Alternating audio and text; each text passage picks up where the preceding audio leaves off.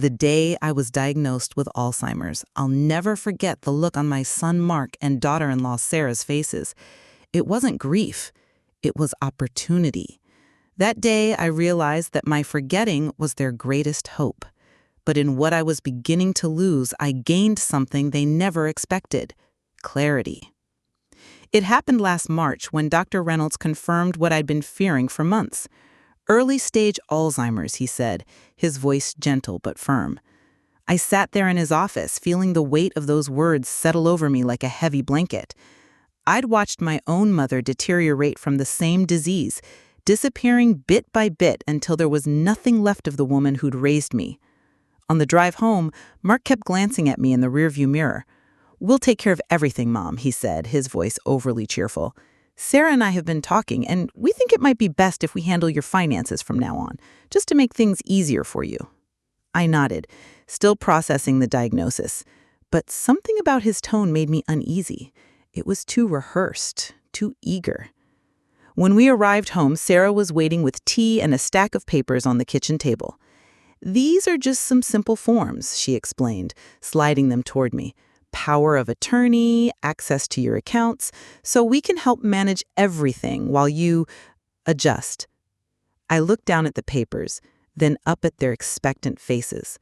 My son, who I raised alone after his father died when Mark was just 12. My daughter-in-law, who I'd welcomed into our family with open arms 10 years ago. There was something in their expressions I'd never noticed before. A hunger, barely concealed. "I think I'd like to read these over first," I said, gathering the papers. "Maybe tomorrow." The disappointment was immediate, though they tried to hide it. "Of course, Mom, no rush. But the sooner we get this sorted, the better, before things progress." That night, I couldn't sleep. For 3 years, I'd been noticing small changes: forgotten names, misplaced keys, moments of confusion. I'd been terrified of this diagnosis. But now that it had arrived, something else was bothering me even more. Why were Mark and Sarah so eager to take control of my finances? I'd always been careful with money. Tom had left me well provided for, and I'd made smart investments over the years. My house was paid off, and I had substantial savings. But I'd always kept the details private, a habit from growing up poor. The next morning, I told them I had a headache and wanted to rest. The moment they left for work, I went to my home office and began searching through old financial records. As I reviewed bank statements and investment accounts, fragments of conversations and odd incidents from the past few years started to connect in my mind. Mark's unexplained new car, Sarah's designer clothes, their extravagant vacation to Bali last year when Mark had been complaining about business being slow. Small inconsistencies that I dismissed at the time now seemed to form a pattern. I picked up the phone and called my bank. "This is Eleanor Mitchell," I said. "I'd like to check if there have been any unusual transactions on my accounts recently." The customer service representative was hesitant. "Mrs. Mitchell, according to our records, your son Mark is authorized to manage your accounts. He mentioned you might be confused sometimes. Would you like me to contact him instead?" My blood ran cold. I had never authorized Mark to access my accounts. Never. "When was this authorization given?" I asked, keeping my voice steady. "About 8 months ago, according to our records." 8 months. Before my diagnosis, before I'd shown any significant symptoms. I thanked her and hung up, my hands shaking. I spent the rest of the day making discreet calls to my investment firm, my credit card companies, even the deed office for my house. The picture that emerged was shocking. Mark had been systematically gaining access to my finances for over a year, making small withdrawals that added up to nearly $50,000. There was also a recent inquiry about the market value of my house. They were stealing from me, had been for months, and they were using my diagnosis to take everything else. That night when they returned with takeout and solicitous smiles, asking if I'd had a chance to look at those simple forms, I looked at their faces. These people I loved and trusted, and made a decision. "I signed them," I lied, sliding a sealed envelope across the table. "It's all taken care of." The relief and excitement on their faces made my heart break all over again. But inside the envelope wasn't signed power of attorney forms. It was a blank sheet of paper. I needed time. Time to document what they'd done, time to protect myself, time to figure out who else was involved. Because one thing had become crystal clear to me that day. My disease wasn't progressing nearly as quickly as they hoped, and I wasn't going to forget what they'd done. Not yet. Not until I'd made sure they faced the consequences. As I lay in bed that night, the irony wasn't lost on me. They thought my diagnosis was their perfect opportunity. They never expected it would be mine instead. Over the next few weeks, I played the role they expected of me. The confused, declining mother who needed their help with everything. It wasn't entirely an act. I did have Alzheimer's after all. There were bad days when names slipped away and I found myself standing in rooms with no memory of why I'd entered them. But there were good days too, more than they realized. On those good days, I worked methodically. I set up a new email account they didn't know about. I purchased a prepaid cell phone and hid it in my knitting basket. And most importantly, I started keeping a journal, documenting every conversation, every strange behavior, every piece of evidence I could find. I also began to notice how their behavior toward me had changed. They spoke to me differently now, louder, slower, as if I couldn't understand normal speech. They'd exchange glances when I'd forget something small, their eyes communicating silent messages I wasn't supposed to comprehend. "Mom, you already asked that question 5 minutes ago," Mark would say, his patience clearly forced. "Did I? I'm sorry," I'd reply, watching as they shared another look. Their performance wasn't just for me. They were establishing a narrative for others, my neighbors, my friends, my doctors. Eleanor is declining rapidly. Eleanor can't manage on her own. Eleanor needs us to make decisions for her. One afternoon, I overheard Sarah on the phone in the kitchen. "The doctor says it's progressing faster than they expected," she was saying, her voice hushed but excited. "No, she hasn't signed the house over yet, but we're working on it. Mark thinks another month, maybe 2 at most."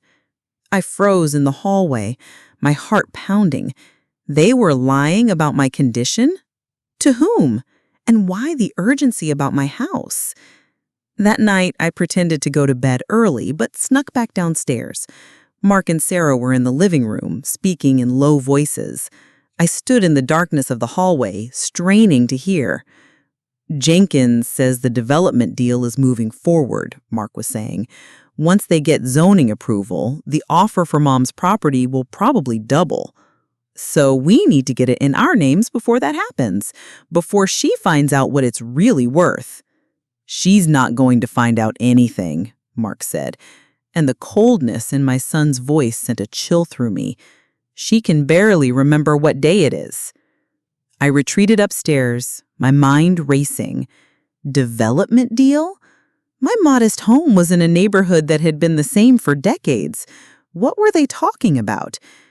The next day, when they were both at work, I walked to the local library and asked to use a computer.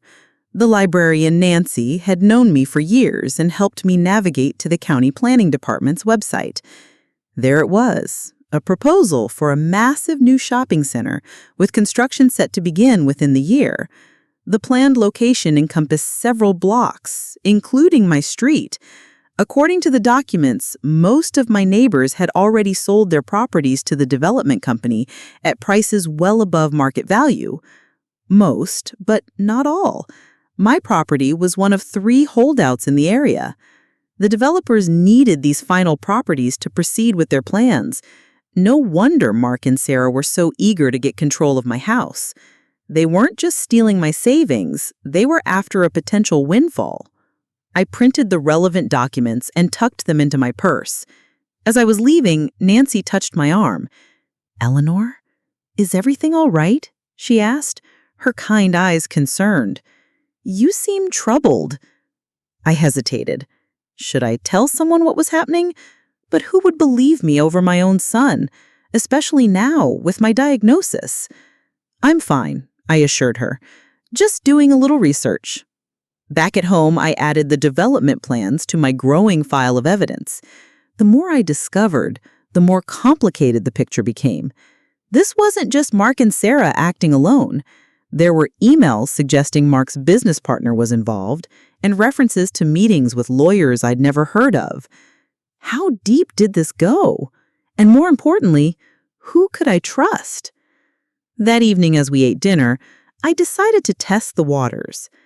I ran into Mrs. Peterson at the grocery store today, I said casually, referring to my neighbor across the street. She mentioned something about selling her house to developers. Is something happening in the neighborhood I should know about? The fork in Mark's hand paused halfway to his mouth. He and Sarah exchanged a quick glance. Mrs. Peterson moved to Florida last year, Mom. Remember? You're probably confused about who you spoke to. Oh, I said, feigning embarrassment. You're right. How silly of me. Mrs. Peterson had indeed moved to Florida after selling her house to the developers for nearly twice its market value. They were lying to my face, counting on my diagnosis to make me doubt my own mind. Later that night, I heard them talking in their bedroom, their voices carrying through the thin walls. We need to move faster, Sarah was saying. She's asking questions about the development now. She won't remember by morning, but you're right. I'll call Dr. Reynolds tomorrow, see if he can help speed things along. My own son, plotting with my doctor. I felt sick to my stomach. But beneath the hurt and betrayal, something else was growing. A cold, clear determination. They thought they were dealing with a confused old woman who would quietly fade away. They had no idea who they were really up against. The next morning, Mark announced that he'd scheduled a new appointment with Dr. Reynolds. Just a checkup, Mom, he said, his smile not reaching his eyes. Make sure your medication is working properly. I nodded agreeably, while alarm bells rang in my head. Were they going to try to get me declared incompetent? Or worse, medicated into compliance? I needed to act quickly. After they left for work, I called a cab and went to First National Bank across town, not my usual branch where they might recognize me and alert Mark. I withdrew $5,000 in cash, ignoring the teller's concerned look. I needed resources they couldn't track. Next, I visited a lawyer's office I'd found in the phone book, as far from our neighborhood as possible. The receptionist looked dubious when I requested an immediate appointment without stating my business, but the cash I was willing to pay changed her mind. Attorney James Wilson was younger than I expected, probably in his early 40s. He listened without interruption as I laid out my situation, the diagnosis, the financial manipulation, the development plans, and my suspicions about my son and daughter-in-law's intentions. When I finished, he was silent for a long moment. I braced myself for disbelief, for the patronizing smile that would tell me he thought I was just a confused old lady. Instead, he said, "Mrs. Mitchell, what you're describing is elder abuse and fraud. It's more common than you might think, especially when substantial assets are involved."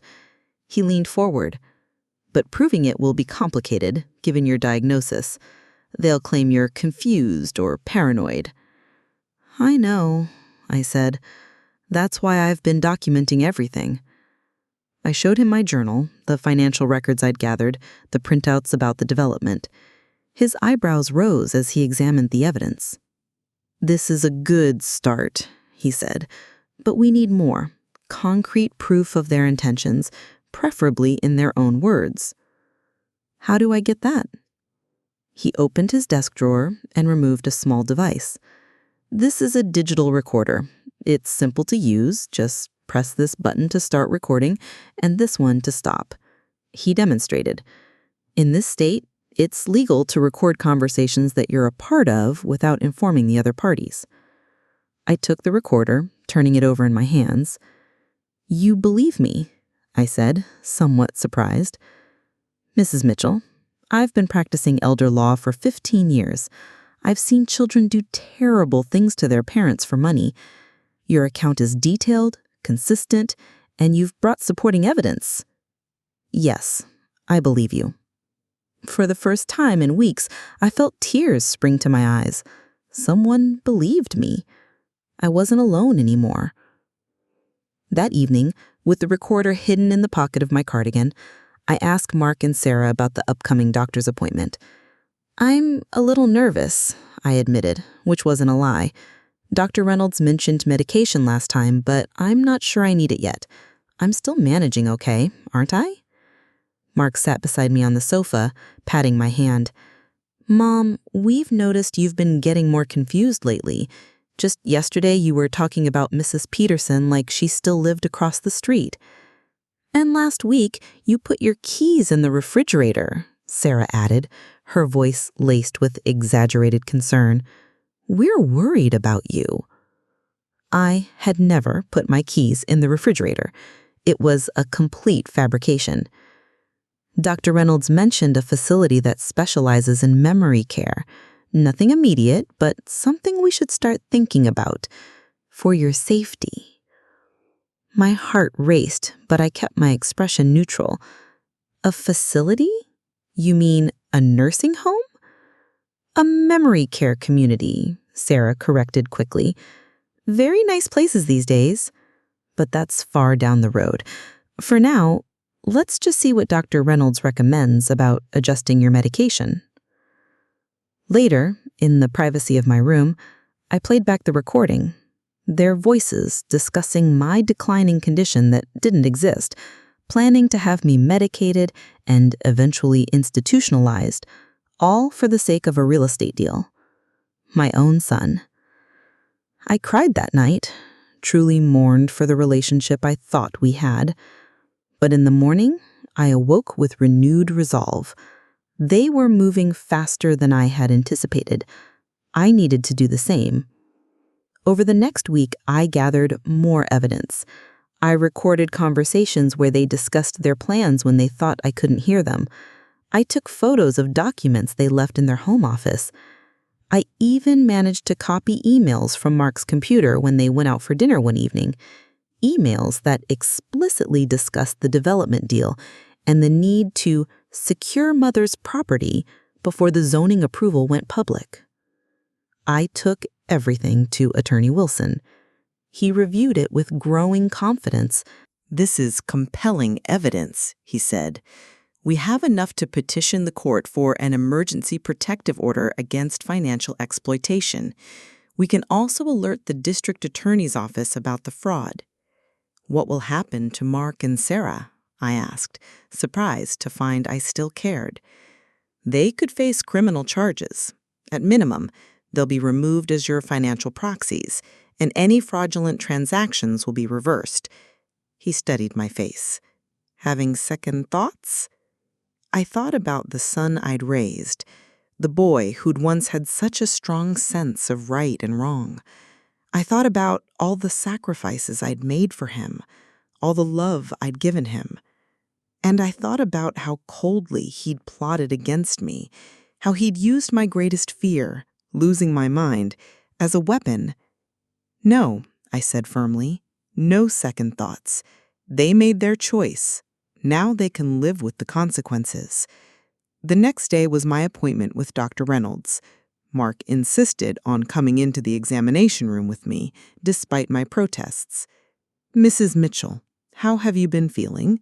Dr. Reynolds asked, glancing between Mark and me. Before I could answer, Mark jumped in. She's been much worse, doctor. Confusion, paranoia. She accused us of stealing from her last night, and she's been wandering. We found her trying to leave the house at 3 a.m. Another lie. I'd slept through the night. Dr. Reynolds made notes, his expression grave. These are concerning developments. I think we should adjust her medication and consider a more structured environment. I'm right here, I said loudly, and I'm not confused or paranoid. Mom, Mark said, with exaggerated patience, you just don't remember the episodes. That's part of the disease." Dr. Reynolds patted my hand condescendingly. "It's very common for patients to resist acknowledging their symptoms. Denial is a natural response." I looked between them, my son and my doctor, conspiring to make me doubt my own mind. In that moment, I made a decision. "Actually," I said calmly, "I've been feeling much better lately, clear enough to make an important decision." I reached into my purse and pulled out a document. "This is a letter from my new attorney informing you both that I've filed a report with Adult Protective Services and the District Attorney's Office regarding financial exploitation and medical fraud." The color drained from Mark's face. Dr. Reynolds froze, his pen hovering over his notepad. "I have recordings, emails, bank records, and a very thorough documentation of how you've been lying about my condition to facilitate your real estate scheme." "Mom, you're confused," Mark began, but I cut him off. "No, Mark. For the first time in months, I'm seeing everything with perfect clarity. Attorney Wilson will be here momentarily with representatives from Adult Protective Services. I suggest you prepare yourself for some difficult questions." As if on cue, there was a knock on the examination room door. Mark's face crumpled as he realized the game was over.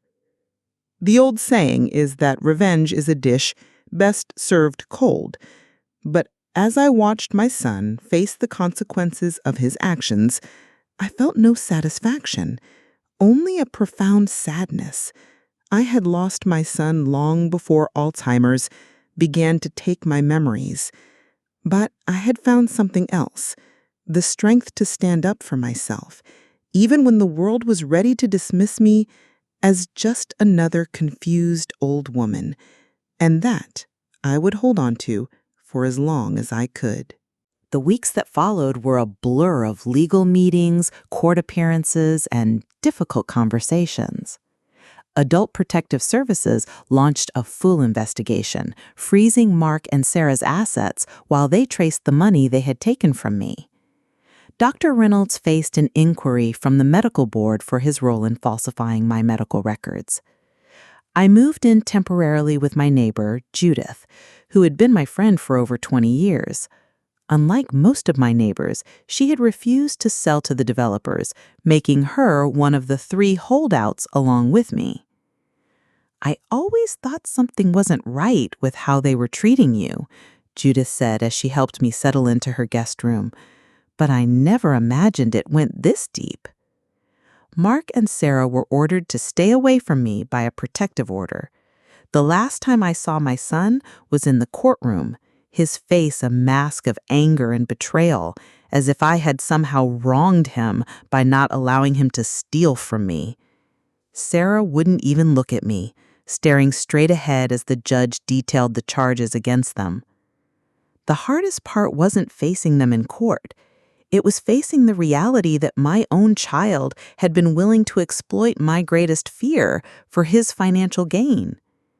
Some nights I would wake up crying, the weight of that betrayal crushing me more than the diagnosis ever had. But there were bright spots, too. My case attracted the attention of an advocacy group for elder rights. They asked if I would be willing to share my story to help others recognize the signs of financial exploitation. At first, I hesitated. I was a private person by nature, and my story was painful and personal. Then I thought about how isolated I had felt, how close I had come to doubting my own mind because everyone around me was telling me I was confused. How many other elderly people were in similar situations without the clarity or resources to fight back? "Yes," I told them, "I'll share my story." My first presentation was at a senior center across town. My hands trembled as I stood before the room of older adults, but once I began speaking, the words flowed naturally. I told them about the early signs I missed, the gaslighting, the isolation.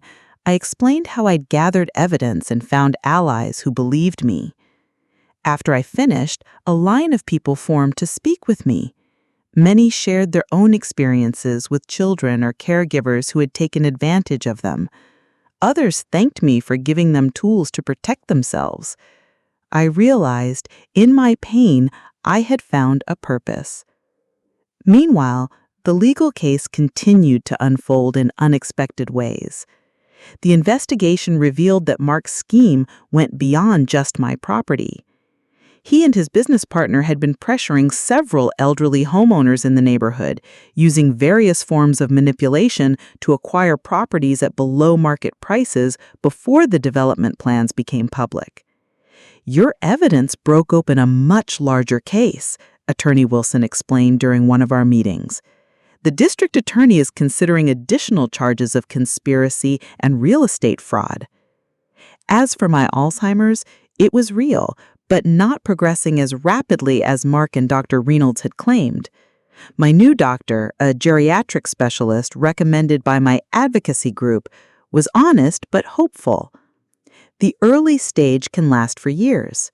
With proper medication and cognitive exercises, many patients maintain good function for quite some time.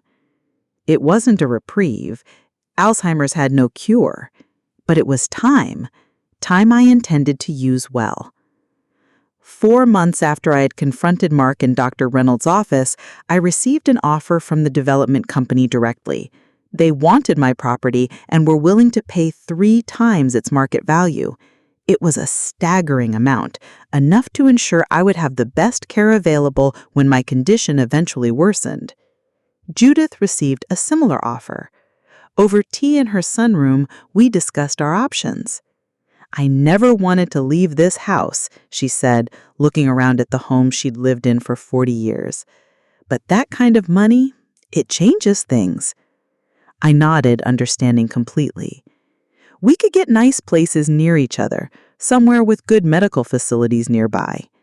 And put some aside for your advocacy work," she added. "You're making a real difference, Eleanor." I thought about the seniors I'd spoken to, the letters I'd received thanking me for giving them courage. It had become more than just sharing my story. It was about changing a system that too often silenced and dismissed the elderly. "Yes," I agreed. "That's important to me now." We accepted the developer's offers the following week, on our terms, with our own lawyers reviewing every detail. No one was taking advantage of us this time. Mark and Sarah ultimately accepted a plea deal. In exchange for returning the money they had taken from me and cooperating with the larger fraud investigation, they received probation rather than jail time. Dr. Reynolds lost his medical license. I didn't attend the final hearing. There was nothing more to say to my son. Perhaps someday, if he showed genuine remorse, we might find a way to rebuild some kind of relationship, but I wasn't counting on it and I wasn't waiting for it either. Instead, I focused on creating a new life for myself. Judith and I purchased condominiums in the same building in a pleasant community with extensive medical facilities.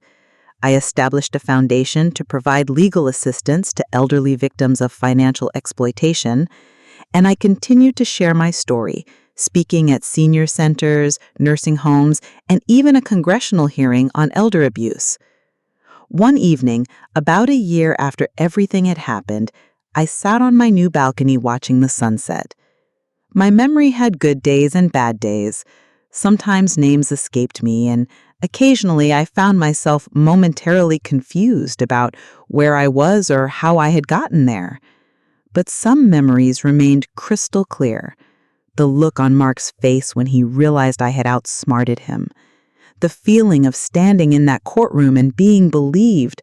The first time I spoke to a room full of seniors and saw hope replace resignation in their eyes. The doctors couldn't tell me how much longer I would maintain this level of clarity. The disease would progress, that was inevitable. But I had reclaimed my voice, my dignity, and my power to choose how I would spend the time I had left. Mark and Sarah had seen my diagnosis as an opportunity to take everything from me. Instead, it had become my opportunity to find strength I never knew I possessed. In trying to make me forget who I was, they had inadvertently helped me discover who I could be. As the sun sank below the horizon, painting the sky in shades of pink and gold, I smiled. My memories might fade, but my legacy would remain. In the laws I helped change, in the elders I helped empower, and in the lives I touched by refusing to be silenced. They had underestimated me because of my age and my diagnosis. It was the last mistake they would make at my expense. 6 months later, I stood at a podium in Washington, D.C., addressing a Senate committee on aging and elder care. My hands trembled slightly, partly from nerves, partly from the progression of my condition, but my voice remained strong. Senators, I come before you today not just as a victim of elder abuse, but as a witness to a systemic failure that leaves millions of older Americans vulnerable to exploitation, often by those they trust most. The chamber was silent as I shared statistics about elder abuse in America, how for every reported case, experts estimated that 24 went unreported, how financial exploitation of seniors had become a multi-billion-dollar criminal industry, how the combination of cognitive decline, social isolation, and financial assets made the elderly perfect targets. But I am not here to simply describe the problem, I continued.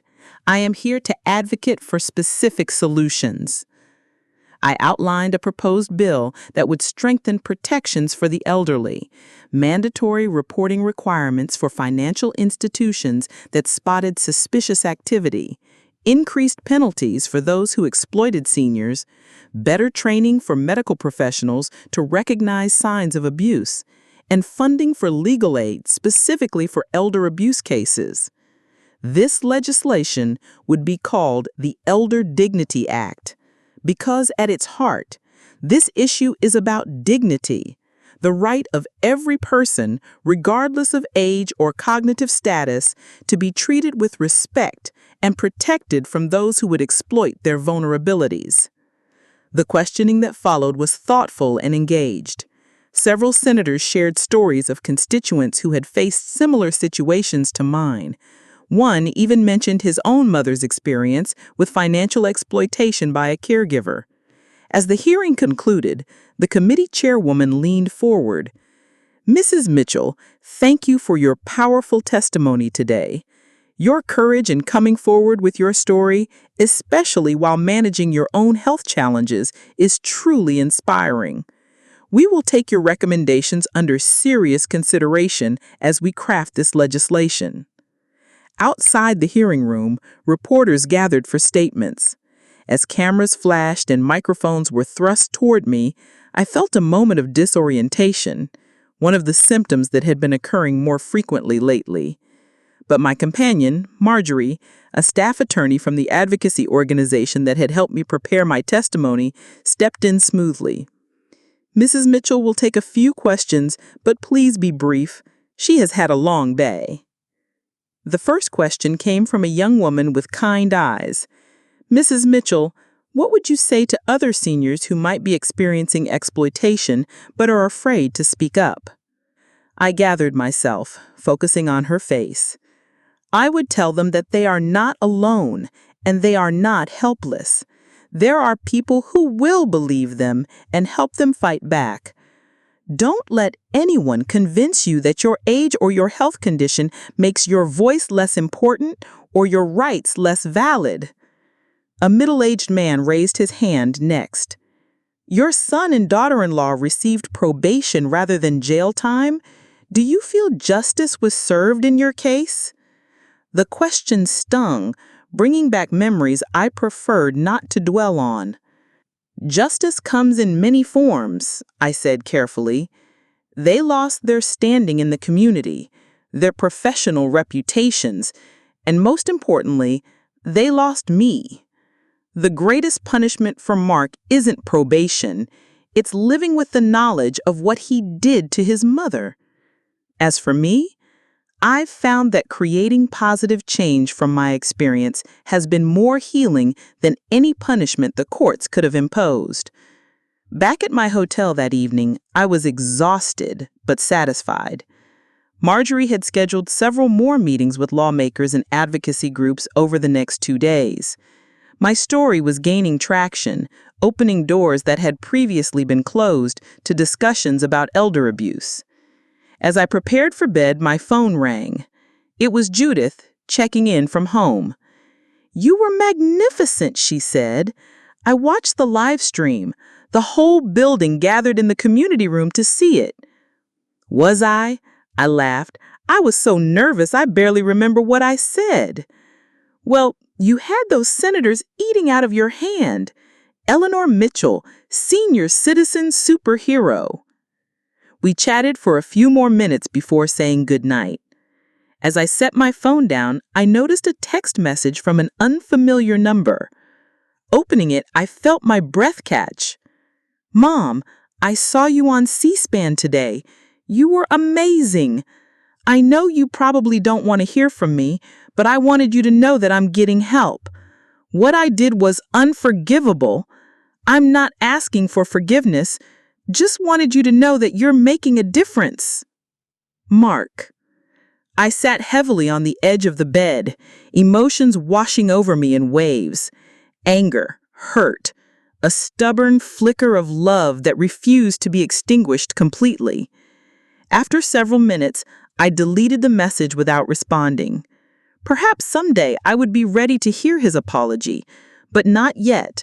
Not until I was certain it was genuine remorse, not just another manipulation. The next morning brought a flurry of activity. More interviews, meetings with advocacy groups, lunch with a congresswoman who wanted to co-sponsor the Elder Dignity Act. By mid-afternoon, I was struggling to maintain my focus. Names were slipping away from me, and twice I lost my train of thought mid-sentence. Marjorie noticed immediately. "I think we should cancel the last meeting," she suggested gently. "You've done more than enough today." I wanted to protest, but knew she was right. This was the reality of my condition: good days and bad days, moments of clarity followed by fog. Learning to recognize my limits was part of maintaining my independence for as long as possible. Back in my hotel room, I rested while Marjorie rescheduled our remaining appointments. As I drifted in and out of sleep, I reflected on the journey that had brought me here. A year ago, I had been a frightened woman, newly diagnosed with Alzheimer's, being gaslighted by my own family into believing I was more impaired than I actually was. Now I was testifying before Congress, helping shape legislation that would protect countless others from similar exploitation. My personal tragedy had transformed into a powerful platform for change. That evening, Marjorie and I had a quiet dinner in the hotel restaurant. She updated me on the positive responses to my testimony and the promising support for the Elder Dignity Act. "Senator Hardin's office called," she said, referencing the committee chairwoman. "They want to name a key provision of the bill after you, the Mitchell Standard. It would create a legal presumption that seniors are competent to make their own decisions unless proven otherwise by clear medical evidence, shifting the burden of proof to those claiming incompetence." I set down my fork, unexpectedly moved. That would make a real difference. It would, Marjorie agreed. It addresses exactly what happened to you, people assuming incompetence based on age or diagnosis rather than actual capacity. Later, as I prepared for bed, I found myself thinking about legacy. Most people hope to be remembered through their children, their grandchildren, the continuing thread of family. Mark had severed that thread with his betrayal. And yet, here was another kind of legacy taking shape. Laws that would protect vulnerable seniors, policies that would make exploitation harder, awareness that might prevent others from suffering as I had. It wasn't the legacy I had imagined for myself, but perhaps it was the one I was meant to have all along. As I drifted off to sleep, I thought about all the elderly people who would benefit from the Mitchell Standard, who would maintain control over their lives and dignity in their later years because of what had happened to me. There was a certain poetry to it, that the disease that was slowly taking my memories would become the catalyst for ensuring others were not forgotten or dismissed. The irony wasn't lost on me. My son and daughter-in-law had seen my diagnosis as an opportunity to take everything from me. Instead, it had become my opportunity to leave something valuable behind. In the end, they had failed to understand the most fundamental truth about aging. Growing older doesn't diminish your worth or your voice. Sometimes it only makes them stronger. The Elder Dignity Act passed with overwhelming bipartisan support 9 months later. I watched the final vote from my living room, surrounded by friends and fellow advocates. When the tally was announced, cheers erupted around me. Judith squeezed my hand, tears in her eyes. "You did it, Eleanor," she said. "You really did it." But we both knew it wasn't just me. It was every senior who had shared their story of abuse or exploitation, every advocate who had worked tirelessly for years before I ever entered the picture, every lawmaker who had listened and taken action. I had simply been the face that helped humanize the issue, the story that had captured public attention at the right moment. The legislation wasn't perfect. Compromises had been made, certain provisions watered down during negotiations, but it represented a significant step forward in protecting vulnerable seniors. The Mitchell Standard was intact, ensuring that elders would be presumed competent to make their own decisions unless clear medical evidence proved otherwise. In the months since my testimony, my condition had continued its slow progression. Good days were still plentiful, but the challenging days were becoming more frequent. I sometimes struggled to find words, occasionally forgot appointments, and had begun to rely more heavily on notes and reminders. But I had built a support system that respected my autonomy while providing the assistance I needed. Judith checked in daily. I had a home health aide who visited 3 times a week, a medical alert system for emergencies, and a network of friends from the advocacy community who included me in their lives and activities. I was managing my condition, not being managed by others. The Elder Dignity Act's passage brought a flurry of media attention. I gave interviews when I felt able, always emphasizing that my story was just one among thousands. During one television appearance, the host asked if I had any contact with my son. "No," I answered honestly. "That chapter of my life is closed." It wasn't entirely true. Mark had sent several more messages over the months, tentative, remorseful notes that I read but never answered. Sarah had filed for divorce shortly after their legal troubles concluded, taking their joint assets and leaving Mark to rebuild his life from scratch. According to Judith, who still knew people in our old neighborhood, he had moved to another state and was working in construction rather than real estate. Part of me, the mother who had raised him, loved him, sacrificed for him, still ached for what might have been. But I had learned to live with that ache, to acknowledge it without letting it define me.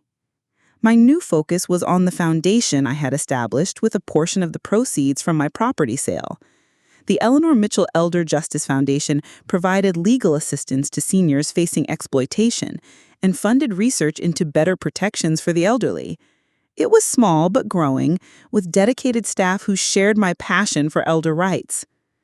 Life settled into a new rhythm. I divided my time between managing my foundation, speaking engagements when I felt up to them, and simply enjoying the present moment, something my diagnosis had taught me to value. Judith and I took a weekly watercolor class. I joined a support group for people with early-stage dementia where we shared both challenges and laughter. On my 76th birthday, the foundation staff organized a celebration at a local restaurant. Friends, advocates, and even 2 senators who had championed the Elder Dignity Act attended. As I looked around at the faces of people who would become my chosen family, I felt a deep contentment. During the party, my assistant, Rachel, approached with a small gift box. "This was delivered to the foundation office for you. The staff checked it thoroughly, she added with a knowing smile. We had established security protocols after receiving a few threatening messages from people who opposed our advocacy work. The box contained a simple silver bracelet and a card. The message inside read, "Happy birthday, Mom. Your courage changed more lives than you'll ever know, including mine. With love and regret, Mark." I slipped the bracelet back into the box and tucked the card into my purse, my emotions too complex to process in the midst of the celebration. Later that night, alone in my condo, I studied the bracelet, a simple, elegant design with a small charm in the shape of a key. Was it a peace offering? An acknowledgement of the doors my advocacy had opened? Or perhaps a reference to the house keys he had once tried to take from me? Whatever the intention, I placed it in my jewelry box without putting it on. Some wounds heal too slowly for simple gestures to mend. 2 weeks after my birthday, I received a call from my doctor's office. My latest scan showed acceleration in the progression of my Alzheimer's. The medication was no longer as effective as it had been. We would need to adjust our treatment plan and begin discussing more comprehensive care options for the future. I took the news calmly. I had always known this day would come. The disease would advance, that was its nature. What mattered was how I chose to live with it. That evening I sat on my balcony watching the sunset, as had become my habit. A gentle knock on my door interrupted my thoughts. It was Judith, bearing tea and concerned eyes. "Rachel called me," she explained. "She was worried about you being alone after receiving that news." "I'm all right," I assured her as she settled into the chair beside me. "Really, I've had time to prepare for this." "Still," she said, pouring the tea, "it's not the kind of news anyone should process alone." We sat in comfortable silence for a while, watching the sky turn from gold to pink to deepening blue. "I need to update my advance directives," I said finally. "Make sure everything is in order for when I can no longer make decisions for myself." "Of course," Judith nodded. "We can call Attorney Wilson tomorrow." "And I need to decide about Mark." Judith looked at me questioningly. "Whether to let him back into my life," I clarified. "He's been reaching out consistently for almost a year now. He sent a birthday gift." "And how do you feel about that?" I sighed, watching a bird soar across the darkening sky. Conflicted. What he did was unforgivable. And yet he's your son," Judith finished gently. "Yes, he's my son." I turned to face her. The Foundation's work has been about helping people heal from exploitation, about restoring dignity and agency. Would I be undermining that message if I reconciled with him? "Eleanor, the Foundation's work has been about choices, the right of elders to make their own decisions, even difficult ones, including who to forgive." I nodded slowly. "I need to think about it." The next day, I met with Attorney Wilson to update my legal documents. We reviewed my advance directives, ensuring they clearly outlined my wishes for medical care as my condition progressed. We updated my will and the structure of my foundation to ensure it would continue its work after I was gone. As we concluded our business, I hesitated, then asked the question that had been on my mind.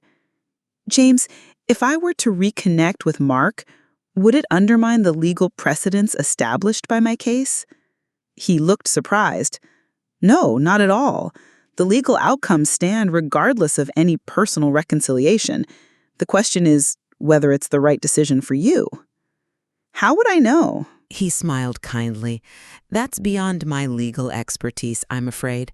But speaking as someone who has worked with many families affected by elder abuse, I would say the key considerations are whether he truly understands the harm he caused, whether he's taken concrete steps to change, and whether reconnecting would bring you peace rather than additional pain."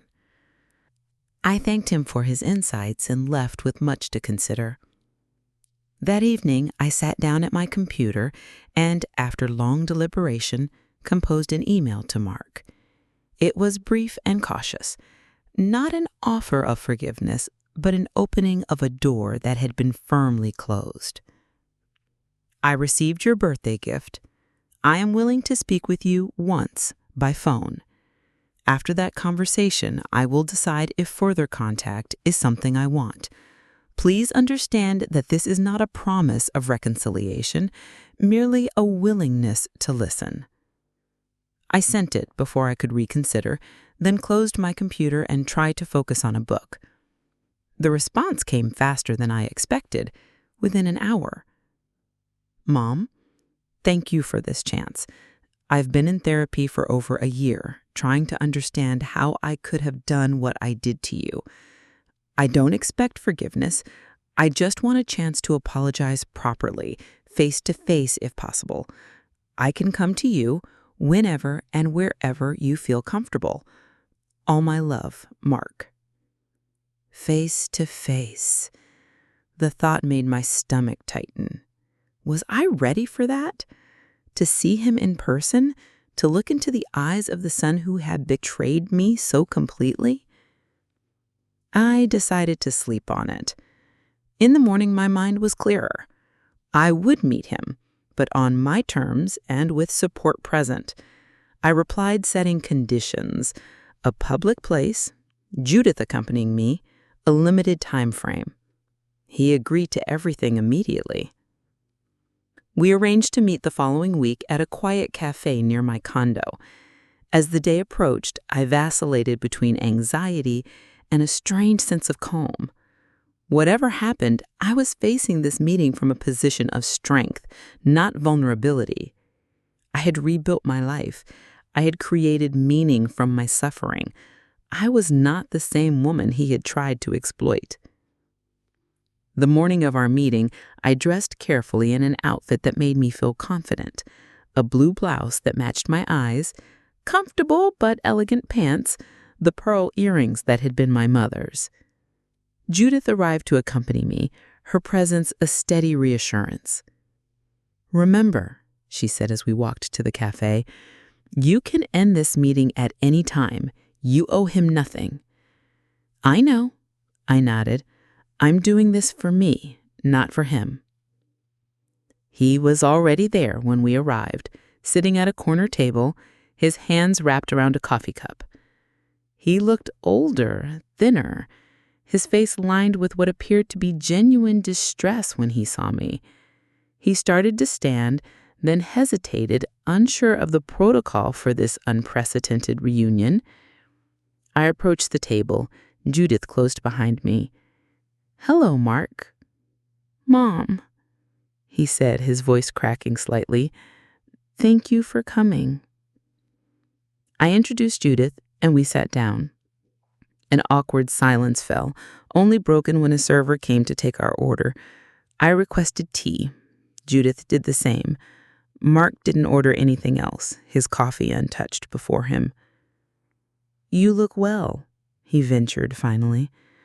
"I am well. My condition is progressing, but I have excellent care and support." I emphasized the last word slightly, wanting him to understand that I was not alone or vulnerable. He nodded, swallowing hard. "Mom, I don't even know where to begin. What I did to you was... there aren't words." "Try," I said simply. And so he did. He spoke for nearly 20 minutes, haltingly at first, then with increasing fluency. He talked about his shame, his remorse, the therapy that had helped him understand the twisted justifications he had created. He spoke about his divorce, his struggle to rebuild some semblance of a life, his volunteer work at a senior center, an attempt at atonement. I listened without interrupting, studying his face, his body language, searching for signs of the manipulation I had become so adept at recognizing. But what I saw appeared to be genuine contrition. When he finally fell silent, I took a sip of my tea, gathering my thoughts. "I appreciate your apology," I said carefully, "but I need you to understand something. I may have Alzheimer's, but that doesn't diminish who I am or what I've accomplished.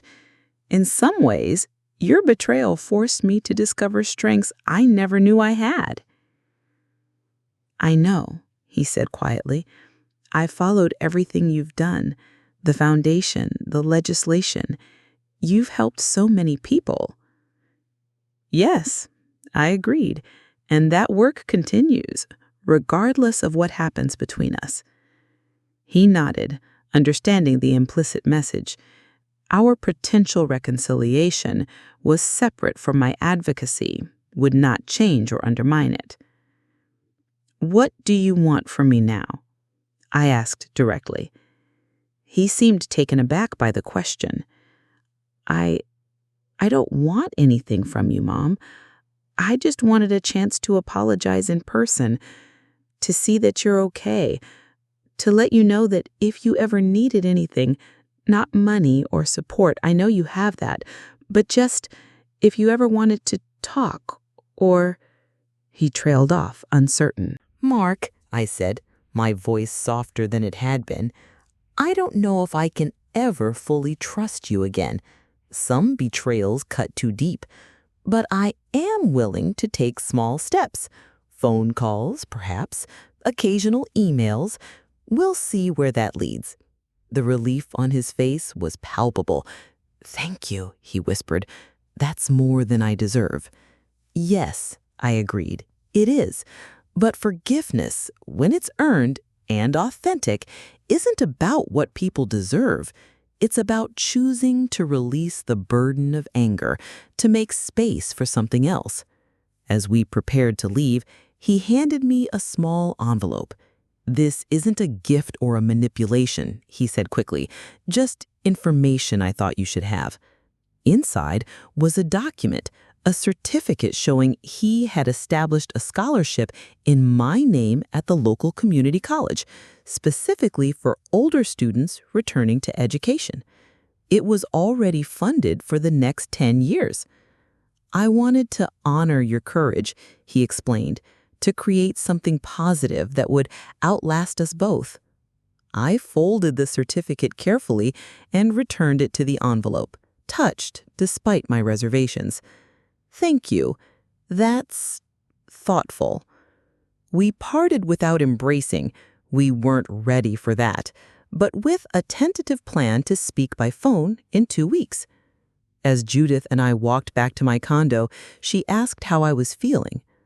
"Oddly peaceful," I replied, after considering the question. "I don't know if anything will come of this. I don't know if the damage can ever be fully repaired, but I feel like I've closed a circle somehow." That night, as I prepared for bed, I caught a glimpse of myself in the mirror. The face looking back at me was lined with age, framed by silver hair, marked by the experiences of a life fully lived. But the eyes, they were clear and steady, the eyes of a woman who had faced betrayal and illness without surrendering her essential self. Alzheimer's would continue its inexorable progression. There would be more difficult days ahead, more adaptations required, eventually more care needed.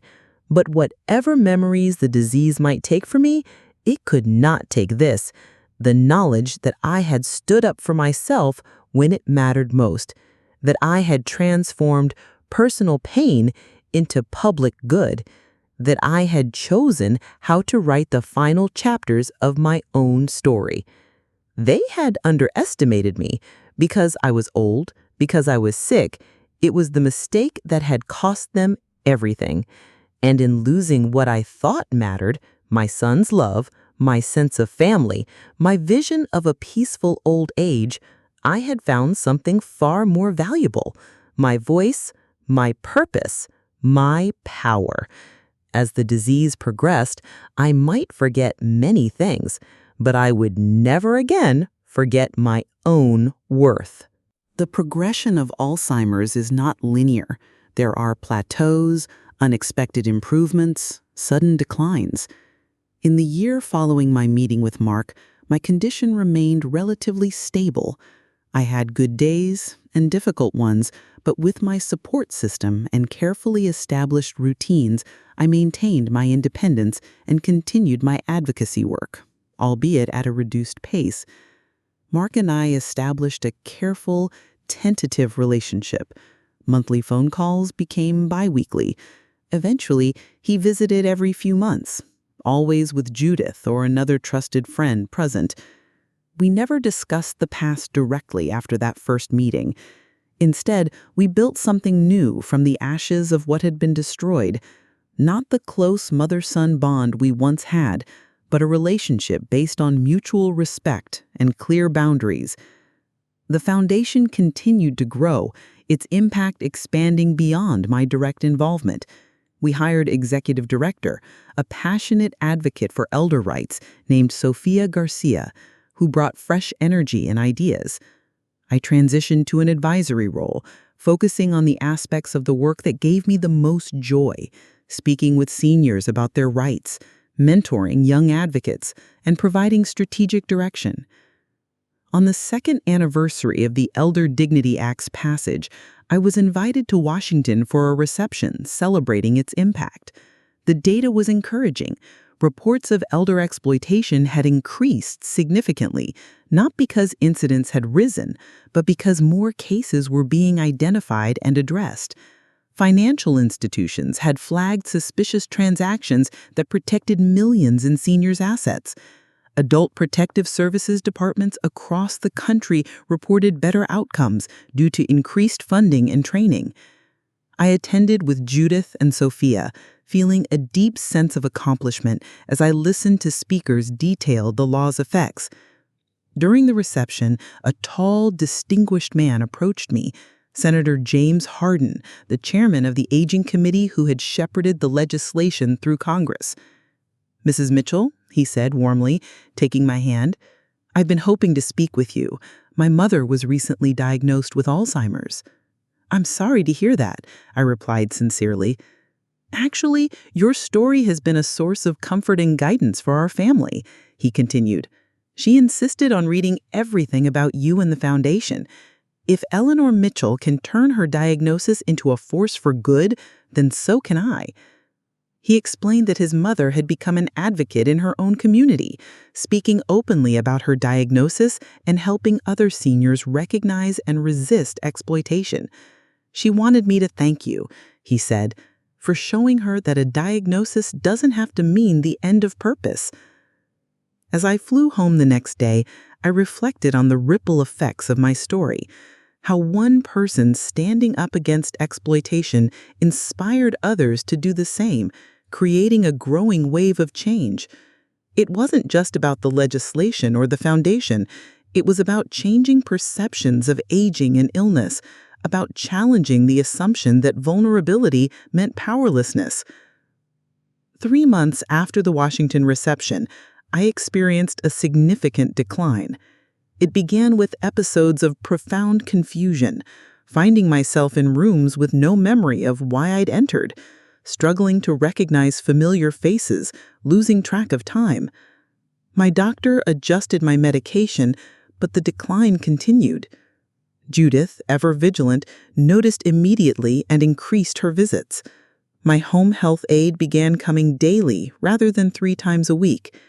We implemented the contingency plans we had thoughtfully prepared: medication management systems, simplified routines, and visual cues around my condo. But the most difficult moment came during a foundation board meeting when I completely lost my train of thought mid-presentation. I stood at the podium, the familiar faces of my colleagues suddenly strange to me, the words on my notes meaningless symbols. Panic rose in my chest as seconds ticked by in silence. Then Sophia was beside me, her hand gently on my elbow. "Eleanor was just explaining our new legal assistance program," she said smoothly, continuing the presentation while guiding me to a seat. Later, in the privacy of my office, I broke down. "It's happening," I whispered, tears streaming down my face.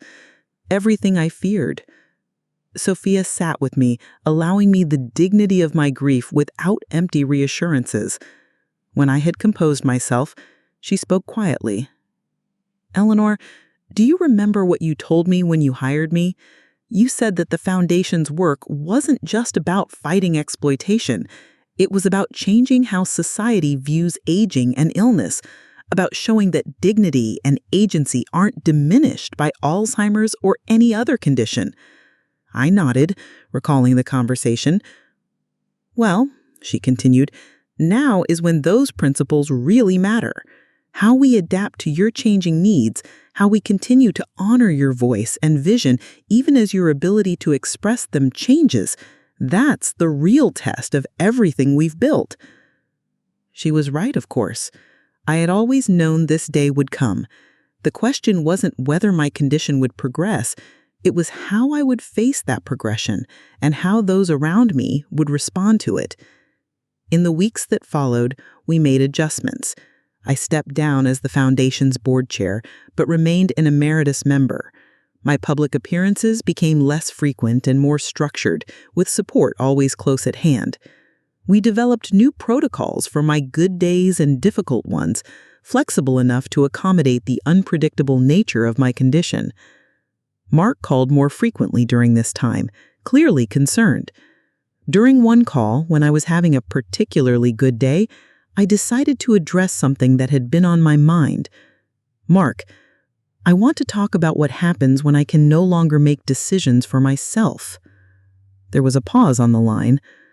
"Mom, you've made all the legal arrangements, the advance directives, the care plan, everything is in place."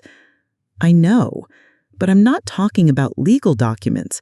I'm talking about you." Yes, I've been thinking about forgiveness. Real forgiveness. Not just the polite détente we've established. And I've realized something. Holding on to anger and resentment requires energy and clarity.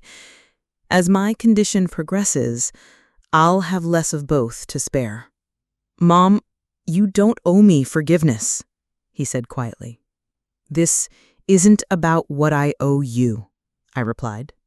"It's about what I choose to let go of while I still can choose. The truth is, I'm going to need you in the days ahead. Not financially. Those protections remain firmly in place, but as family, as someone who shares my history, who can remind me of who I am when I begin to forget." The conversation that followed was one of the most honest we'd had since his betrayal.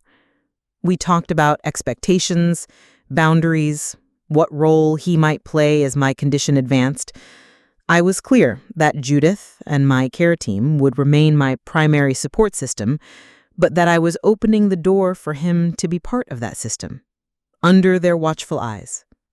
It wasn't complete reconciliation. The trust that had been broken could never be fully restored, but it was a conscious choice to focus on the future rather than the past, to prioritize the support I would need over the hurt I had experienced. As my abilities changed, my foundation work evolved. I could no longer write speeches or give extended interviews, but I could still share my story in brief, powerful moments. We created a series of video testimonials, captured on my good days, focused on specific aspects of elder dignity and rights. These became resources for advocates nationwide, ensuring my voice would continue to be heard even when I could no longer speak as articulately. My 77th birthday arrived on a clear autumn day. Judith arranged a small gathering in the community room of our building. Just close friends, foundation colleagues, and Mark, who flew in for the occasion. It was a quieter celebration than in years past, adapted to my changing needs, but no less meaningful. As I looked around at the faces of those who had joined me on this journey, I felt a profound sense of peace. The path had not been what I expected: betrayal, illness, advocacy, impact, decline. But it had led me to this moment of quiet joy, surrounded by people who saw me clearly, who valued my voice even as it grew softer, who would carry forward the work I had begun. The cake was served, candles blown out with assistance, gifts opened with hands that sometimes trembled. Mark had brought a photo album he'd assembled, images from my childhood, my years raising him, and more recent pictures of my advocacy work, a visual reminder of a life fully lived, a legacy secured. As the party wound down and guests began to leave, Sophia approached with a small package. "This just arrived at the foundation office. We weren't sure whether to give it to you today, but I thought you might want to see it." Inside was a book, the first comprehensive analysis of the Elder Dignity Act's impact, published by a prestigious university press. I was featured prominently on the cover, speaking at the Senate hearing that had helped secure the legislation's passage. The inscription read, "To Eleanor Mitchell, whose courage transformed personal tragedy into national change. Your legacy continues." I traced my finger over the image, remembering that day. The nervousness and determination I had felt, the senators leaning forward to catch my words, the realization that my story was opening minds and hearts to a hidden epidemic of exploitation. "Thank you," I said to Sophia, knowing the words were inadequate for all she had done to extend and protect my work. Later, as Judith helped me prepare for bed, I found myself thinking about legacy. For so long, I had defined it through family, the values I passed to Mark, the memories we shared, the continuity of blood and love through generations. When his betrayal shattered that vision, I had found a different kind of legacy. The laws changed, the lives improved, the perceptions shifted through my advocacy. But now, facing the advancement of my disease, I understood that legacy wasn't just what you left behind. It was also how you lived each day, how you faced challenges with dignity, how you adapted to loss without surrendering to despair. My memory would continue to fade. There would be days when I wouldn't recognize loved ones, when the accomplishments I was most proud of would be foreign to me, when the woman who had testified before Congress and changed laws would seem like a stranger. But even then, especially then, how I was treated, how my humanity was honored despite my limitations, would be the most important legacy of all. It would be the living embodiment of everything I had fought for, the proof that dignity wasn't dependent on capacity or clarity.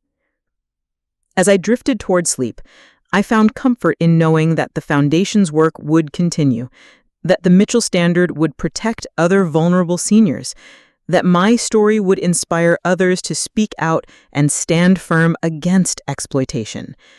But my greatest comfort was simpler, the knowledge that whatever I forgot, I would not be forgotten. Whatever I lost, the essence of who I was would be preserved in the lives I had touched and the changes I had helped create. The diagnosis that Mark and Sarah had seen as my greatest vulnerability had become my greatest strength. In trying to make me doubt my own mind, they had inadvertently helped me find my most powerful voice. And in that voice, clear or faltering, strong or whispered, was a message that would outlast my memories. Age does not diminish worth. Illness does not erase dignity. And those who underestimate the elderly do so at their own peril. Winter gave way to spring, and with the changing seasons came further changes in my condition. The moments of confusion became more frequent, the periods of clarity more precious. Simple tasks that had once been automatic now required concentration and effort. Names slipped away from me, returning at unexpected moments, like birds alighting briefly before taking flight again. My care team expanded to include around-the-clock assistance. I moved from my condo to a memory care facility that specialized in maintaining dignity and independence for residents with dementia. The transition was difficult, leaving the space I had made my own, adjusting to new routines and faces. But it was a decision I had made during a period of clarity, knowing this day would come. My room was filled with carefully selected mementos, photographs labeled with names and relationships, artwork from the foundation's campaigns, awards and recognition for my advocacy work. These objects became anchors when my memory drifted, tangible reminders of who I was and what I had accomplished. The foundation established a regular presence at the facility. Sophia visited weekly, updating me on ongoing projects and seeking my input on days when I was able to engage. Other staff members came for activities with all residents, implementing programs we had developed to enhance dignity and engagement for seniors with cognitive impairments. Mark visited monthly, our relationship continuing its careful healing. During one visit, when I was having a particularly good day, he brought up something unexpected. "Mom, I've been thinking about going back to school," he said as we sat in the facility's garden, spring flowers blooming around us. "School?" I repeated, surprised. He nodded. "Social work with a focus on gerontology. I want to help prevent what I almost did to you. I want to work with families facing dementia diagnoses, help them navigate it with integrity instead of exploitation." I studied his face, searching for any hint of manipulation or insincerity, but all I saw was genuine purpose, perhaps even a form of atonement. That would be good, Mark," I said finally. "You understand the temptation, the justifications people make. You could reach people in a way others might not be able to." He seemed relieved by my response. "I wasn't sure how you'd feel about it. I didn't want you to think I was trying to co-opt your work or use your story for my own benefit." "The story is ours now," I said, surprising myself with the sentiment. "What matters is how it's used. If you can help other families avoid our mistakes, that's what matters." As the disease progressed, my awareness of its progression became intermittent. There were days when I recognized the gaps in my memory, the confusion, the struggle to find words. There were other days when I lived entirely in the moment, untroubled by awareness of what I had lost.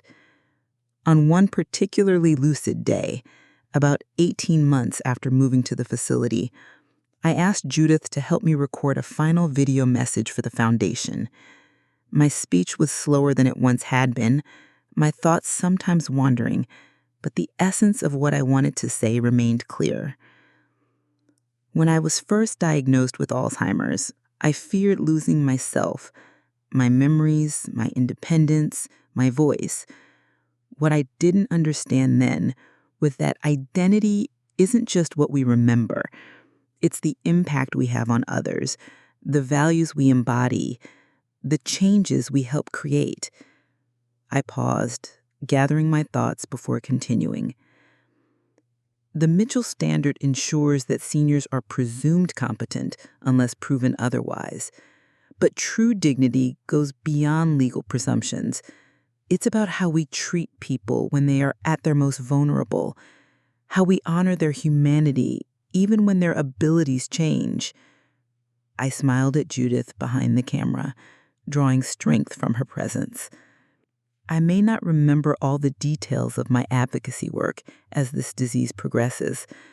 There may come a day when I don't recognize the awards on my wall or understand the impact of the legislation that bears my name. But that doesn't diminish what we accomplished together. And it doesn't change what I need most now, to be seen as a whole person, not just a collection of symptoms or deficits. I leaned forward slightly, my voice growing more passionate despite its decreased strength. This is the final frontier of our work, changing how society views and treats people with dementia, not as empty shells or burdens, but as whole human beings experiencing a different reality, deserving of patience, engagement, and respect. The recording lasted nearly 20 minutes, with several pauses when I lost my train of thought or needed to rest.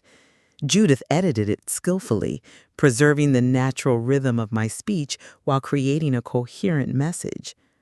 The final video became a centerpiece of the Foundation's training programs for caregivers and healthcare providers, a powerful testament to the continuing humanity of those with cognitive impairment. 2 years after moving to the memory care facility, I celebrated my 80th birthday. The party was adapted to my needs, quiet, with just a few visitors at a time, plenty of rest periods, familiar music and foods. I recognized some faces, confused others, but responded to the warmth and celebration around me. Mark had completed his social work degree and was working with families navigating dementia diagnoses, focusing particularly on financial protection and ethical caregiving.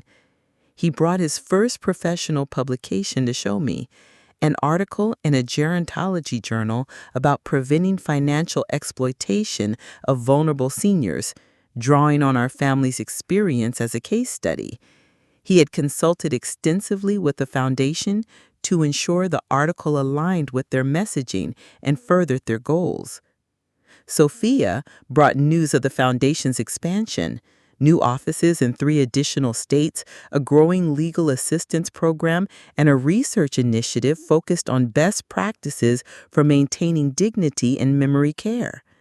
The Elder Dignity Act had been strengthened through amendments, closing loopholes and increasing penalties for those who exploited seniors. As for my daily life, it had simplified, but still held meaning. I participated in art therapy, music sessions, and gentle exercise appropriate to my abilities. The facility staff, trained in dignity-centered care practices developed in part by my foundation, engaged with me as a person, not just a patient. They took time to learn my history, to understand my preferences, to connect with me even on days when my communication was limited. There were still difficult moments, frustration when words wouldn't come, fear when surroundings suddenly seemed unfamiliar, grief during periods of clarity when I understood what was happening. But there was also joy in music that stirred deep memories, in the warmth of human touch, in small moments of connection that transcended cognitive limitations. One autumn day, about 3 years after entering the facility, I was sitting in the garden with Judith when a young woman approached. She introduced herself as a new staff member, recently graduated from a gerontology program that included curriculum developed by my foundation. "Mrs. Mitchell," she said, kneeling beside my wheelchair to meet my eyes, "I just wanted to tell you what an honor it is to meet you. Your work changed how I understand aging and cognitive impairment. You're the reason I chose this field." I looked at her, this earnest young woman whose career would touch countless vulnerable seniors. I couldn't find the words to respond, but I reached out and squeezed her hand. She squeezed back, understanding the communication beyond words. Later that evening, as a care assistant helped me prepare for bed, I caught a glimpse of myself in the mirror. The face looking back at me was deeply lined, the eyes sometimes confused, but still alive with awareness. I didn't always recognize that face now, didn't always remember the details of the life it had lived. But in that moment, I knew this: the woman who had faced betrayal and illness with courage still existed, even as memories faded. The impact of her stand against exploitation continued to ripple outward, protecting others even as she herself needed protection. The dignity she had fought for was being honored in her own care, a living example of the principles she had championed. My journey with Alzheimer's was not the one I would have chosen. The betrayal that had precipitated my advocacy was not a wound I would wish on anyone. But from those painful beginnings had come something meaningful, changes in law and practice that would outlast my memories, awareness that would benefit strangers I would never meet, a foundation that would continue its work long after I was gone. My son and daughter-in-law had seen my diagnosis as an opportunity to take everything from me. Instead, it had become my opportunity to leave an unexpected legacy, one built not on family connection or accumulated wealth, but on standing firm for the fundamental dignity of the elderly and vulnerable. As consciousness began to fade into sleep, I held on to that knowledge for as long as I could, a final affirmation before drifting into dreams. They had underestimated me because of my age and my diagnosis, and in doing so, they had unleashed a power they never anticipated, the power of one woman's refusal to be diminished, forgotten, or exploited, the power that had changed not just my life, but countless others. That was a legacy worth remembering, even if, someday soon, I would no longer remember it myself. The seasons continued their eternal cycle, spring blossoms giving way to summer heat, autumn leaves falling to winter snow, and back again to spring.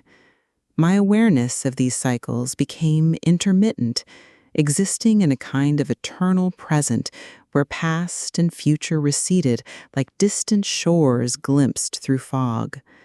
Time lost its linear quality in my experience. Some days I was acutely aware of my surroundings in the memory care facility, recognizing faces and understanding my circumstances. Other days I moved through different realities, sometimes believing I was a young mother again, caring for Mark as a child, sometimes convinced I was back in Washington, preparing to testify, sometimes existing in landscapes entirely of my mind's creation.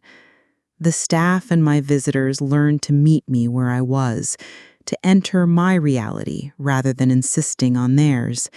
When I spoke of events long past as if they were happening now, they engaged with gentle validation rather than jarring corrections. When I didn't recognize them, they introduced themselves anew, without expectation or disappointment. Judith remained my most constant companion, visiting almost daily despite her own advancing age and health challenges. Her familiar presence anchored me, even when I couldn't recall her name or our history together. Something in me recognized her as safety, as home. Mark continued his monthly visits, now accompanied sometimes by colleagues from his social work practice. He had developed a specialty in helping families navigate the complex emotional and ethical challenges of caring for loved ones with dementia.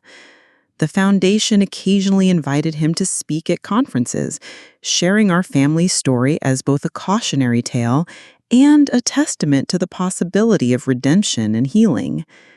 Sophia managed the foundation with steadfast dedication to its mission, regularly consulting with the board on new initiatives and partnerships. Under her leadership, the organization had become a respected voice in elder advocacy, known for its innovative programs and evidence-based approaches to maintaining dignity for seniors with cognitive impairments.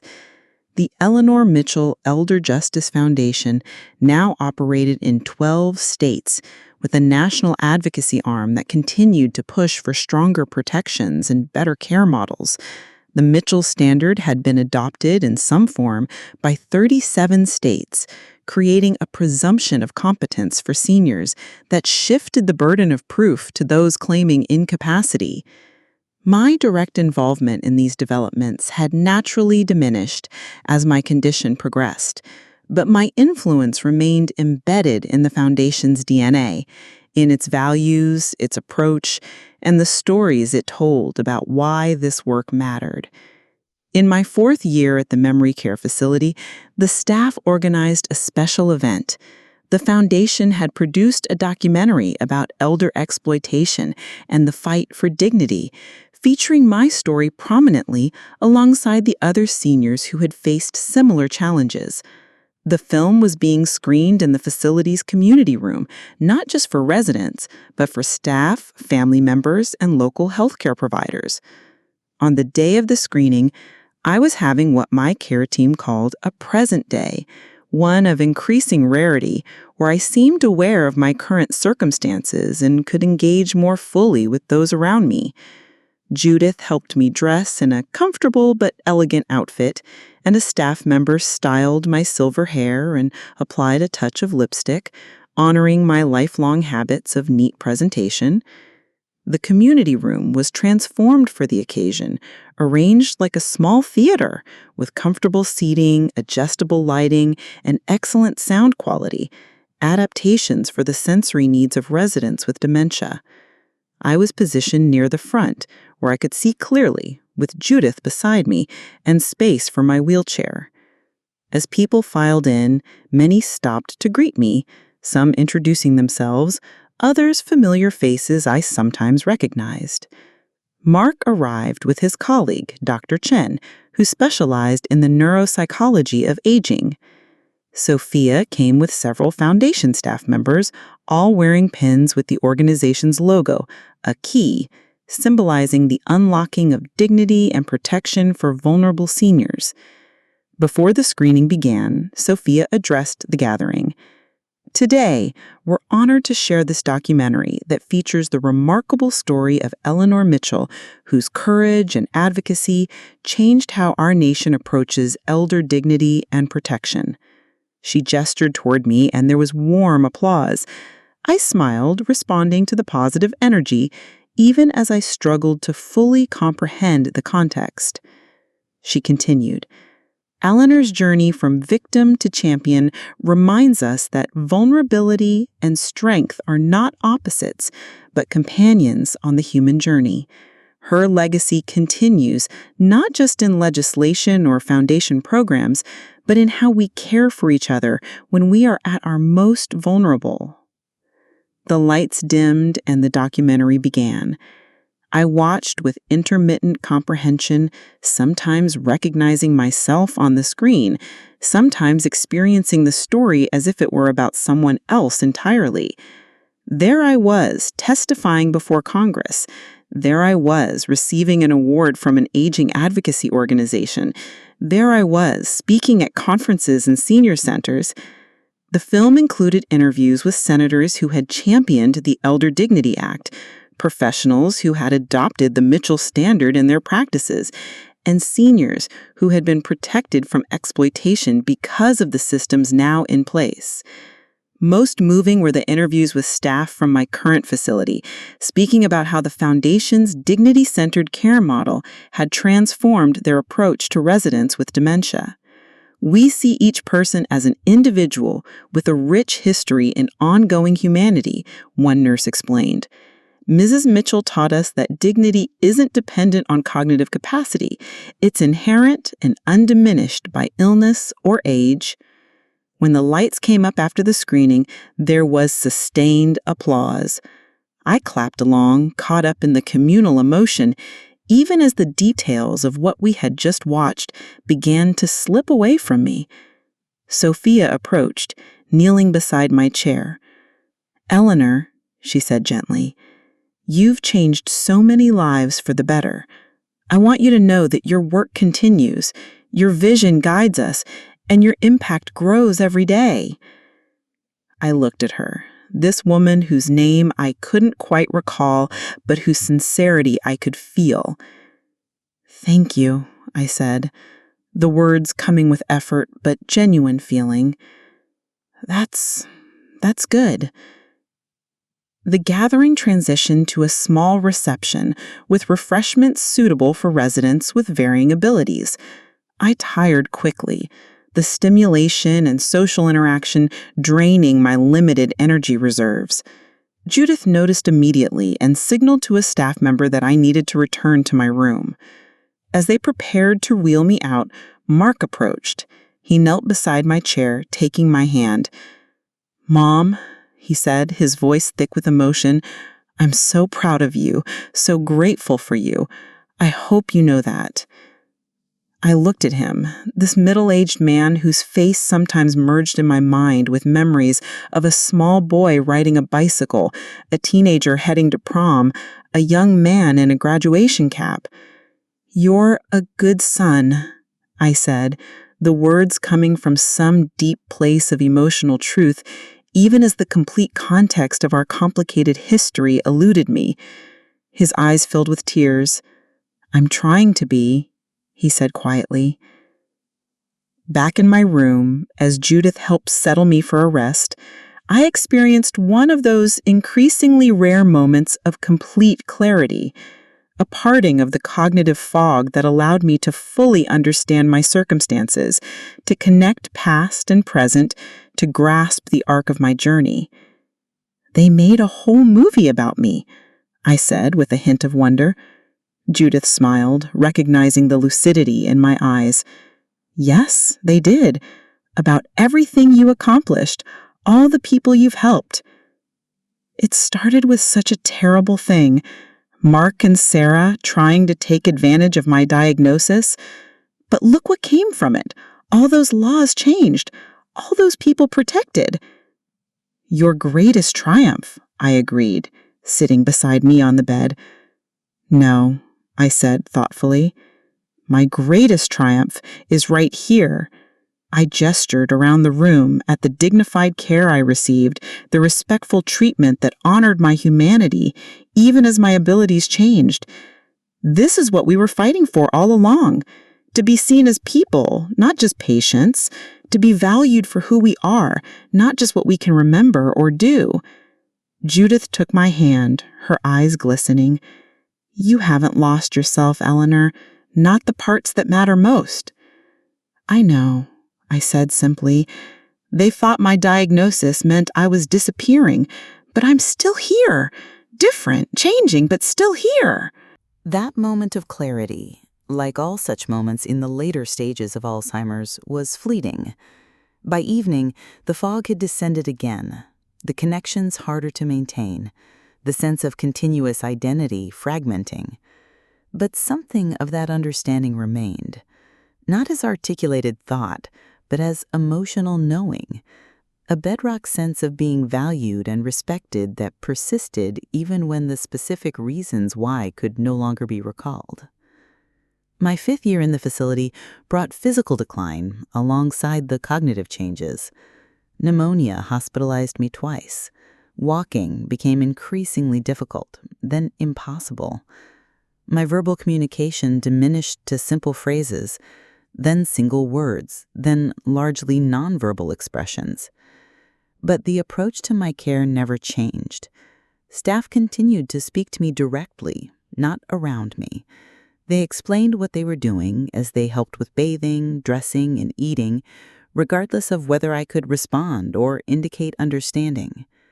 They played music I had once loved, read from books I had enjoyed, maintained the rhythms and rituals that had given my days structure and meaning. Judith's visits became shorter as the strain of seeing my decline took its toll on her own health, but she remained steadfast in her friendship. She would sit beside me, holding my hand, sometimes simply being present, sometimes sharing news of the foundation or memories of our shared past. Mark visited with the same regularity, sometimes bringing photographs or familiar objects that might spark a moment of recognition. On one visit, he brought a digital recording device, and after explaining what he was doing, recorded my breathing patterns, my occasional vocalizations, the ambient sounds of my room. Later, he explained to the staff that he was collaborating with researchers studying communication with late-stage dementia patients, exploring whether familiar voice patterns and sounds could provide comfort and connection. The foundation continued to flourish, its work expanding to include research into improved care models for advanced dementia.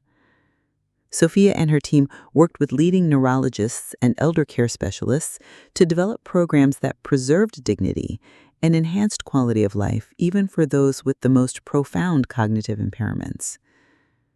My room became a kind of living laboratory for these approaches, not in an experimental or exploitative way, but as a showcase for how the principles I had championed could be applied in practice. Staff from other facilities often visited to observe the techniques being used, the environmental adaptations, the communication strategies that honored my continuing humanity. In my 6th year at the facility, as winter yielded reluctantly to early spring, my physical condition deteriorated significantly. My medical team spoke with Judith and Mark about end-of-life care, reviewing the advanced directives I had put in place years earlier when my mind was still clear. She was very specific, the doctor explained gently. No extraordinary measures, comfort care only, a focus on quality rather than length of life. That sounds exactly like Mom, said Mark quietly, always clear about what mattered to her. In the weeks that followed, my care shifted subtly, less focus on rehabilitation, more on comfort. The hospice team became regular visitors, working seamlessly with the facility staff I had come to know so well. Judith practically moved in, spending most of each day in a comfortable chair beside my bed. Mark took leave from his practice to be present as much as possible. Sophia visited frequently, often bringing Foundation staff members who wanted to pay their respects. Even in this final stage, with communication reduced to eye contact, occasional hand squeezes, and subtle facial expressions, the principles of dignity-centered care remained paramount. No one spoke around me as if I weren't there. No one treated me as if my life were already over. No one rushed through care or interactions as if they were merely mechanical tasks. Instead, they continued to engage with me as a whole person, reading to me, playing my favorite music, describing the spring flowers blooming outside my window, gently massaging lotion into my hands and feet, brushing my hair with the same care they had always shown. On a mild April morning, with sunlight streaming through my window and the sounds of birdsong filtering in from the garden, I took my last breath. Judith on one side of my bed, Mark on the other, both holding my hands as I made the final transition. The memorial service, held 2 weeks later in the facility's garden, was attended by an overflow crowd, family friends, Foundation staff, advocates, lawmakers, caregivers, and many seniors who had benefited from the protections and dignity-centered approaches my work had helped establish. Sophia spoke eloquently about my legacy. The laws changed, the practices transformed, the countless elders protected from exploitation and treated with enhanced dignity because of my advocacy. Mark shared personal reflections, acknowledging both the painful history we had shared and the healing that had eventually come, however imperfectly. But perhaps the most meaningful tribute came from Dr. Ramirez, the medical director of the memory care facility. She spoke not of legislation or Foundation programs, but of the day-to-day reality of my final years. Eleanor Mitchell taught us that dignity is not diminished by cognitive decline. She showed us that personhood persists even when memory fails, that humanity endures even when words are lost. The way she lived her final chapter, with grace, with continued purpose, surrounded by those who honored her essential self, was perhaps her greatest lesson to us all. In the years that followed, the Foundation continued to grow and evolve. The Mitchell Standard became the basis for national legislation protecting seniors from exploitation.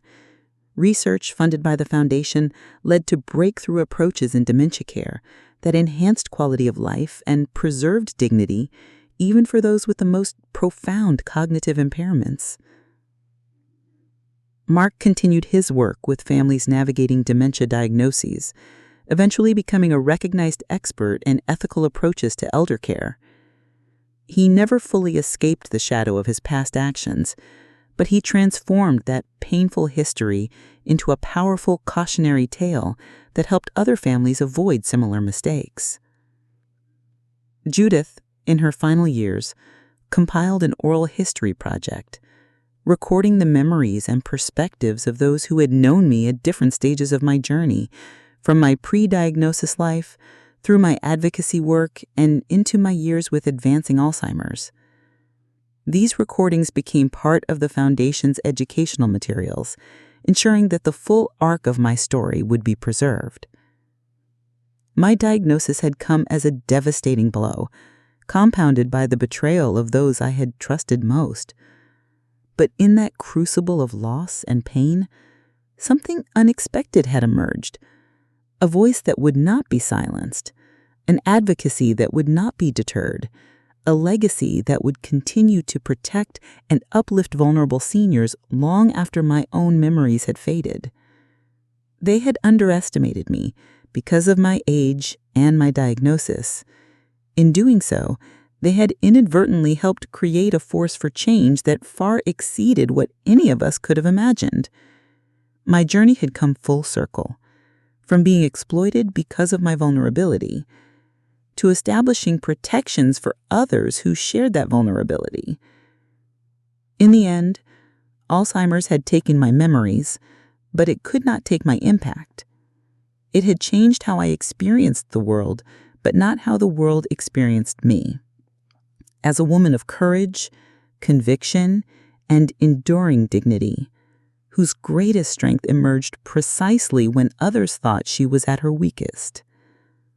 That was the final lesson of my story, the message that continued to resonate through the Foundation's work, through improved care practices, through strengthened legal protections. Dignity is not dependent on capacity.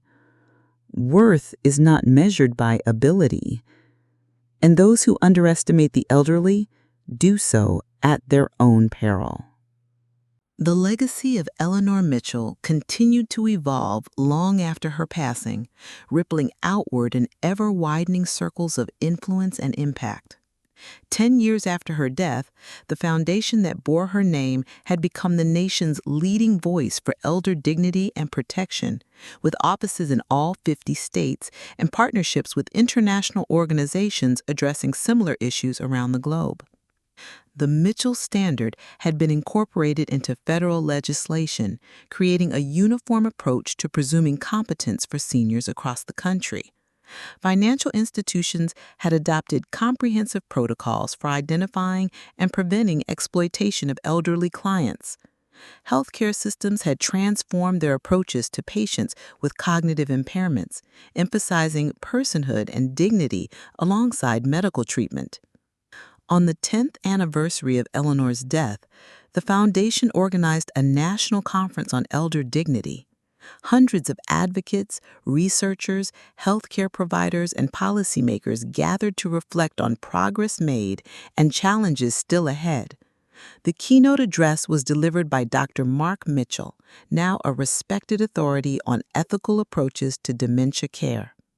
10 years ago today, my mother completed her journey with Alzheimer's, he began, looking out at the assembled crowd. But the true measure of her life isn't found in how it ended, but in what continues because of how she lived.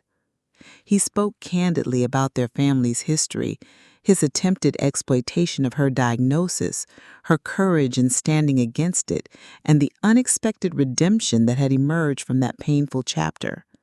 My mother's greatest gift to me wasn't forgiveness, he said, his voice steady despite the emotion behind his words, but the opportunity to be part of something larger than myself, to contribute to a legacy that transforms how we value and protect our most vulnerable citizens. Following his address, the Foundation unveiled a new initiative, the Eleanor Mitchell Dignity in Dementia Centers, a nationwide network of model care facilities implementing the best practices developed through Foundation-funded research. These centers would serve not just as exemplary care environments, but also as training sites for healthcare providers seeking to implement dignity-centered approaches in their own facilities. The first of these centers was established in the very facility where Eleanor had spent her final years. A plaque in the entryway featured her photograph and a quote from her final recorded message. True dignity goes beyond legal presumptions. It's about how we treat people when they're at their most vulnerable, how we honor their humanity even when their abilities change. Sofia Garcia, who had led the foundation through its expansion after Eleanor's advocacy phase, was now preparing for retirement. At the conference, she announced her successor, a younger advocate who had been inspired by Eleanor's story as a law student and had dedicated her career to elder justice. Eleanor Mitchell showed us that vulnerability and strength are not opposites, but companions on the human journey, Sophia said in her introduction. Her legacy reminds us that our work is not just about changing laws or policies, but about changing hearts and minds, about helping society recognize the inherent dignity and value of our elders, regardless of their cognitive or physical condition. As the conference concluded, attendees were invited to visit an interactive exhibition chronicling Eleanor's journey from victim to advocate to legacy.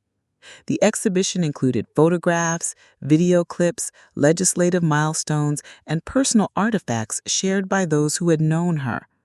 But perhaps most powerful was the final room, which recreated the experience of advanced dementia through immersive technology, helping visitors understand the world from the perspective of those living with the condition. This experiential component had been Mark's suggestion, drawing on his years of work helping families understand and connect with loved ones in the later stages of cognitive decline. He explained to visitors, "My mother wanted people to understand that the person is still there, still deserving of dignity and engagement, even when communication becomes challenging." As the exhibition traveled to cities across the country in the years that followed, thousands of people gained new insight into both the challenges of dementia and the importance of maintaining dignity throughout the progression of the disease. Healthcare providers reported changed perspectives on their patients. Family caregivers found new ways to connect with loved ones. Policymakers gained deeper understanding of why protective legislation mattered.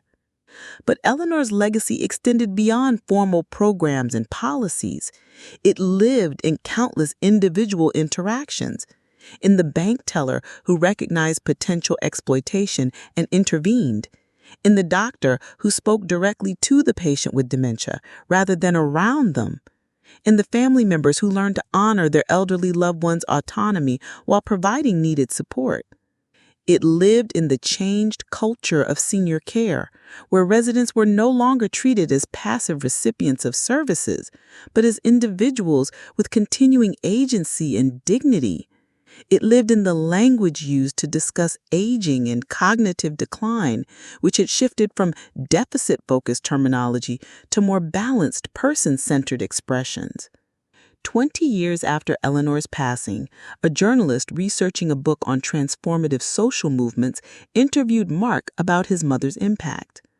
"What do you think Eleanor would be most proud of looking at all that's changed?" the journalist asked. Mark considered the question carefully. "She would be proud of the legislative changes, certainly. The Mitchell Standard, the Elder Dignity Act, the financial protections, those were all important to her. But I think what would matter most to her is how we change the everyday experience of aging and cognitive decline." He gestured toward the window where Eleanor Mitchell Dignity Center residents could be seen engaged in an art therapy session in the garden. Staff members worked alongside them, offering support where needed, but allowing maximum independence, treating each resident with attentive respect, even when their cognitive abilities declined. "My mother's greatest fear wasn't Alzheimer's itself. It was being treated as less than fully human because of her diagnosis, being dismissed, manipulated, exploited. What I think would matter most to her is that we have created environments where that's less likely to happen, where dignity isn't just a concept, but a lived reality." The journalist nodded, making notes. "One last question, if I may. Your mother's story began with your attempt to exploit her diagnosis, something you've spoken openly about in your work. How do you reconcile that painful beginning with all that's come since?" Mark looked out at the garden again, watching an elderly resident with advanced dementia being gently guided through a painting activity, the staff member engaging with her as a person of worth and dignity despite her limited verbal abilities. "I don't know that reconcile is the right word," he said finally. "What I did was wrong, period. But my mother showed all of us, that even the most painful experiences can become catalysts for transformation if we're willing to face them honestly and learn from them." She turned her vulnerability into strength, her personal tragedy into public good. He turned back to the journalist. "In many ways, I'm a living example of her legacy, not just because I'm her son, but because I represent the possibility of change, that someone who once viewed the elderly as targets for exploitation can become an advocate for their protection and dignity. If that's possible, anything is." As the journalist departed, Mark remained by the window, watching the activities in the garden. He thought about all the years that had passed, all the work that had been done, all the lives that had been touched because his mother had refused to be silenced or diminished by her diagnosis. Eleanor Mitchell was right all along. They had underestimated her because of her age and her diagnosis. And in doing so, they had inadvertently helped launch a movement that had transformed how society valued and protected its most vulnerable members. Her memory had faded long before her death, but her legacy remained vibrant and growing, living proof that dignity transcends cognition, that impact outlasts memory, and that true strength often emerges precisely when others expect to find weakness. That was Eleanor Mitchell's final and most enduring lesson. Never underestimate the power of one person standing firmly for dignity, especially when that person seems most vulnerable. For in that stand may lie the seeds of transformation, not just for one life, but for countless others.